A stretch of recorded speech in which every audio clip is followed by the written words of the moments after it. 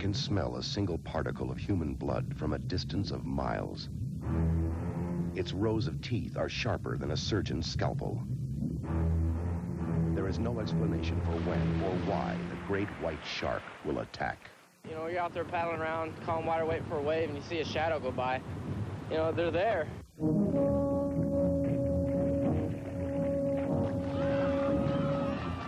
Since the original Jaws was released more than a decade ago, the public's fear of sharks has been fueled by news reports of attacks off both coasts of the United States. A week ago, a young man lying on his surfboard on Monterey Bay was attacked and killed. 12 shark attacks have been reported in Florida waters, bringing the total since January to 19. His blood-stained surfboard with an 18-inch section bitten out of it was found. There he is! With the release of Jaws: The Revenge, sharks are back in the news. The film focuses on man's growing obsession with great whites and their growing obsession with us.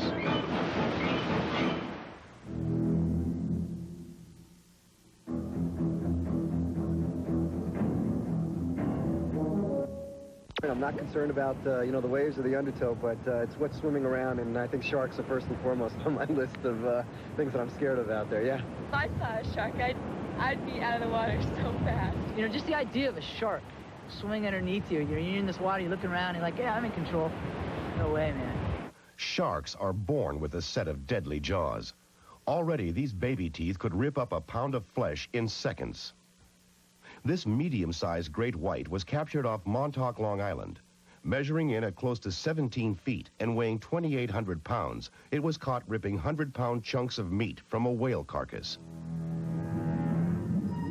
Imagine what a 25-foot, 2-ton shark could do with its lethal set of jaws.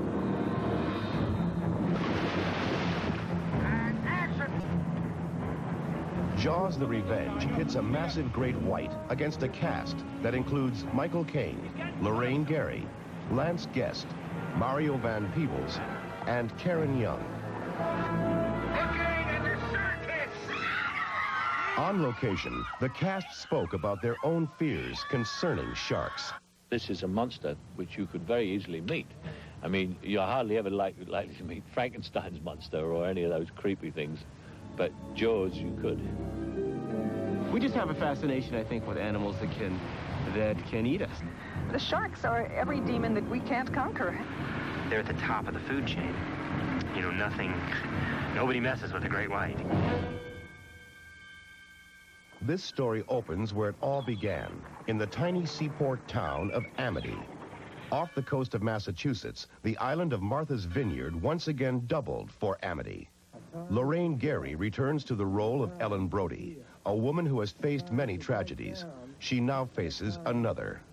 Ellen has inherited the family obsession from Martin, her husband, who firmly believed that there was a shark stalking first the island of Amity and secondly the Brody family. And Ellen feels that it is the Brody fate that the shark will yet again strike.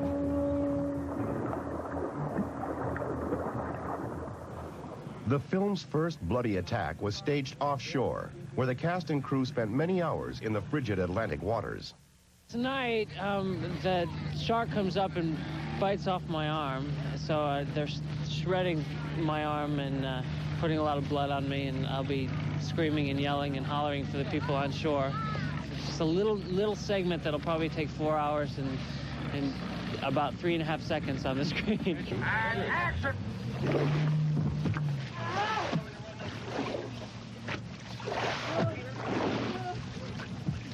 It's taken somewhere in the vicinity of about 7 underwater special effects men with their scuba outfits to set all of that up with the boat rocking and showing the effects of Jaws attacking the boat.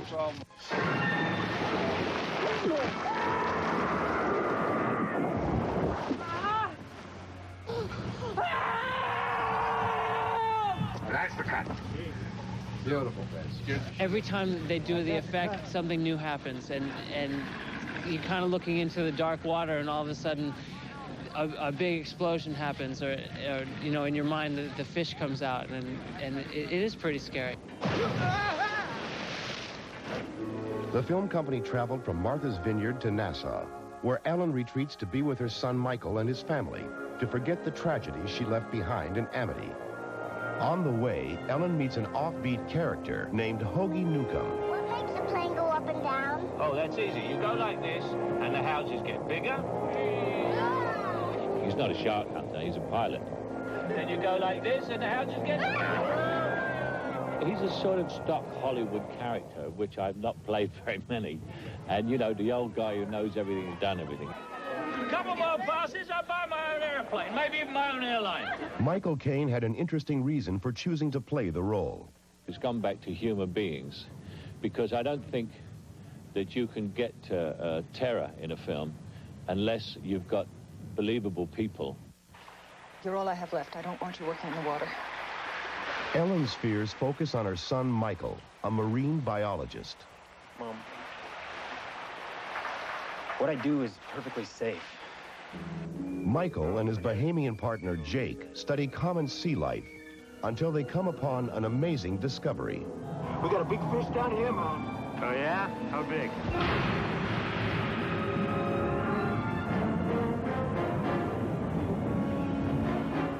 Though the actors trained for several weeks in advance of filming underwater, their first scenes below the surface held some surprises. They're in a foreign environment. They have been told a couple of times on the surface what to expect, what we're going to do, what the scenes are. And then they get down there and all these things are happening. There's a lot of people surrounding them. Suddenly their brain sort of goes up and locks until they've done it a few times. It's weird. You go down, I'm sitting there underwater, and there's a guy, he's there checking your face, and there's another guy doing the clipboard, and the cameraman. It's just everybody's in a wetsuit, and they're underwater. So it's sort of just the whole thing. The thing is you have to get your hand signals down. You know, this means stop, do it again, close up. You know, because you can't speak, you've got to sort of run the whole hand signal thing. So once you get your hand signals down and you're comfortable under the water, it's not that tough. All the underwater filming was coordinated from an 85-foot boat called the Moby 2. The Moby 2 is our platform. It's totally self-sufficient. We have our own compressor, we have dive equipment, camera equipment, lighting equipment, and just generally a complete complement of everything that's needed to do the second unit or underwater work here. One of the more difficult underwater scenes involved a moray eel, the second most feared set of jaws in the ocean. When we turn them loose, we have no idea which way he's going to go. Whether he's going to go at the camera, at the bottom, at the diver's throat. So Gavin, who is doubling for Lance, is swimming through the shot, and he is startled by this eel. The eel appears from nowhere and swims right in front of his face. So it's obvious that there is some risk here. If they latch onto you with their jaws, you're supposed to have to kill them to get them off. They don't let go. So we were sort of concerned about that. So we ended up where Jordan Klein, the director, was holding the moray by the neck and would throw him into the camera. And we would retrieve him with a net and go through the thing over and over and over again.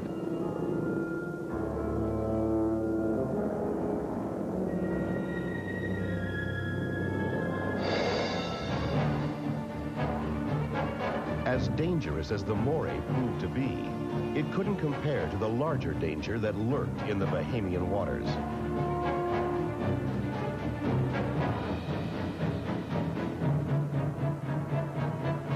Get the bang sticks, we're going down. Bang sticks are no good, man. We're going down, all of us.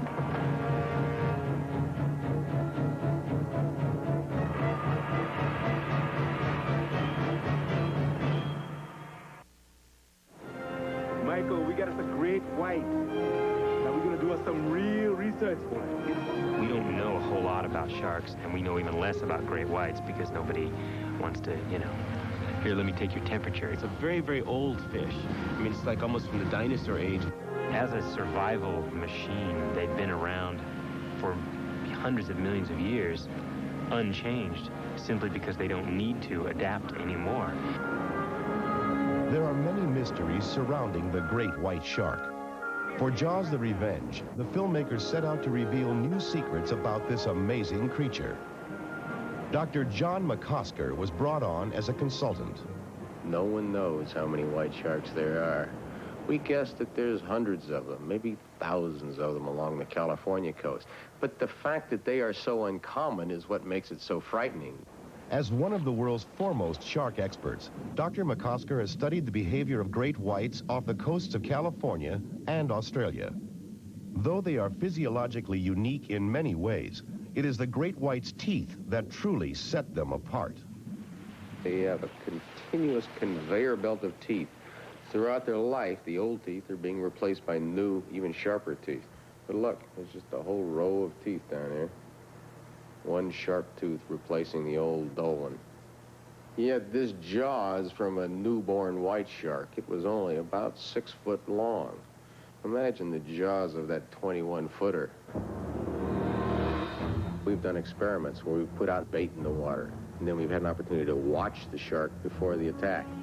They spend some time swimming from down current, sniffing, looking, working up current, stalking their prey.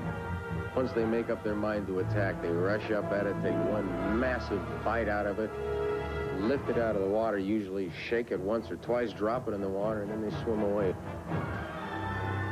Then they'll come back and finish it off. Some of the make-believe horrors of man-eating sharks as portrayed in the motion picture Jaws have become a reality in recent weeks along the northern coast of California. The coastal area where most of the attacks have taken place has been called the Red Triangle. Many of the great white's recent victims have been surfers. Marine biologists speculate that sharks are mistaking surfers for sea lions. This test footage shows how, from below the surface, a paddling surfer looks much like a sea lion. In Jaws the Revenge, a great white strikes very close to shore. According to Dr. McCosker, this scenario is not all that extraordinary. People have been attacked in water no deeper than their waist. In fact, when you see the white shark fin in the films, that's exactly what happens in real life. It's happened right here off San Francisco. Guy was killed in 1959, right under the Golden Gate Bridge. He was waiting from offshore when the shark took him. It was a white.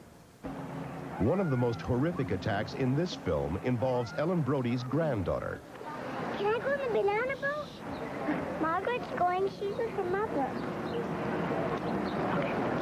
Oh, boy. For filming, this complex scene was divided in half, with the onshore portion staged first. Stand by for picture. We're rolling. Hey, Mark. And scream! I hear my mother-in-law scream her name, and I look over and I see her, and I follow her where she's looking to, and I see the fin of this shark, and I have to run into the water and save her.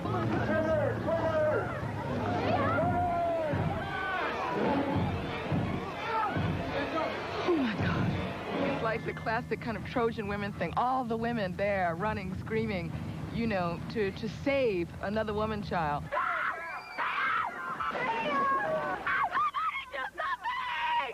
It's the women against the shark.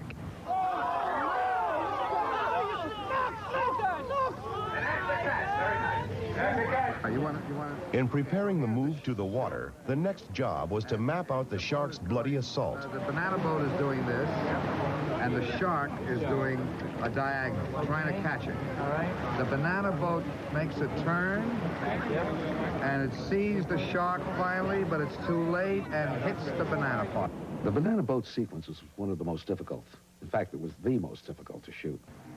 Primarily because there were kids on the inflatable, and it's pulled by a high-speed boat, and they're going at a very good clip, with a lot of other boats around it, everybody enjoying themselves and general water activity.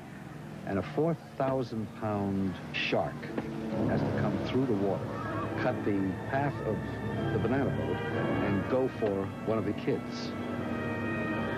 We hadn't counted on the actual terror on the part of the kids when they saw that shark come out of the water. And we discovered, much to our surprise, that it was also that terrifying for all the adult actors. And we see the fin coming, and it's like, ah, you know, here comes Jaws, and we're holding on to each other and screaming till we're hoarse. This is the sequence of events.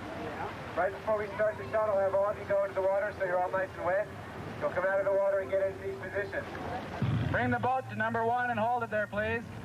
The true challenge was coordinating the technical logistics of the scene with the sheer horror of the attack. We had to devise a way to be able to maintain the reality of what we wanted to do with the piece and maintain the ferociousness of it all. And the answer was to make what amounts to a visual ballet out of it.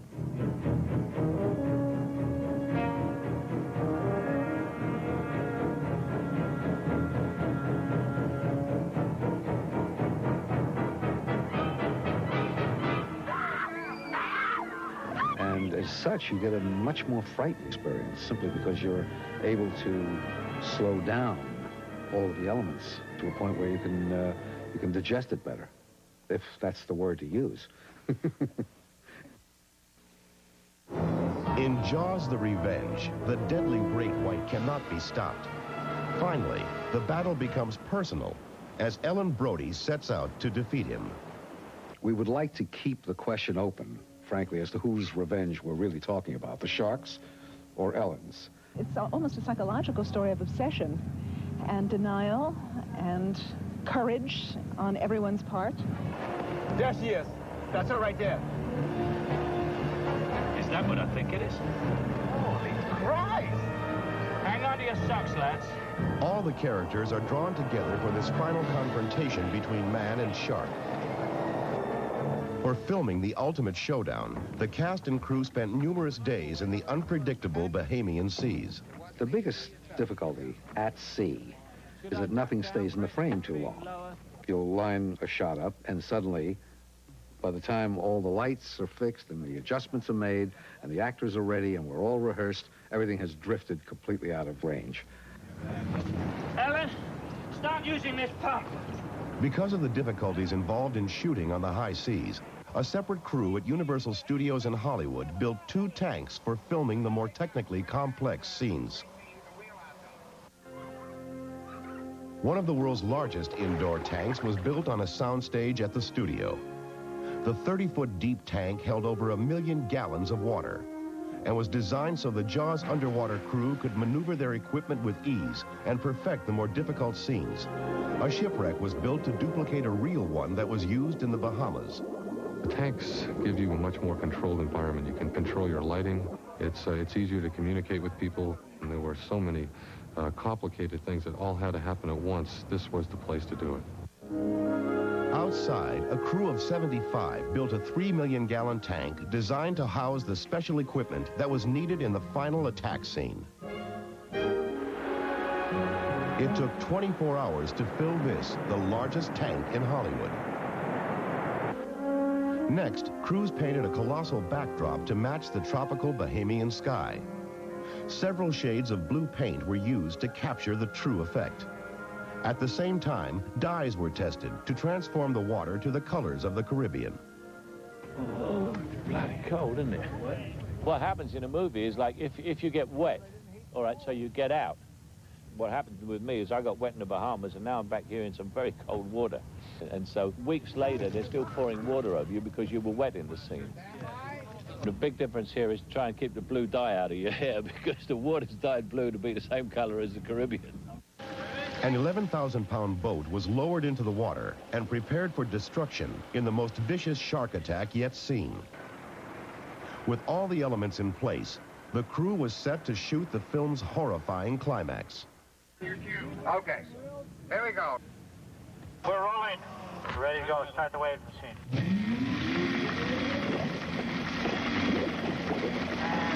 Action! We're heading straight for it. Come about, Ellen. In the climax of the movie, Ellen and Hoagie and Michael Brody are on the boat dealing with the shark, and the shark and the boat collide in a way that I cannot reveal to you. We're heading straight for it. Come about, Ellen. Ellen, come about.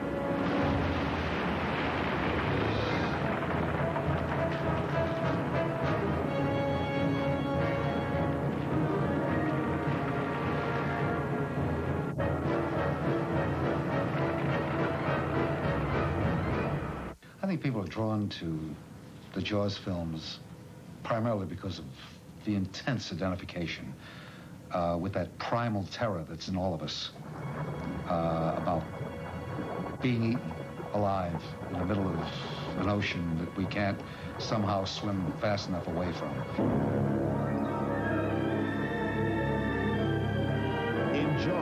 revenge, the terror is real as man confronts shark in the deadliest battle yet.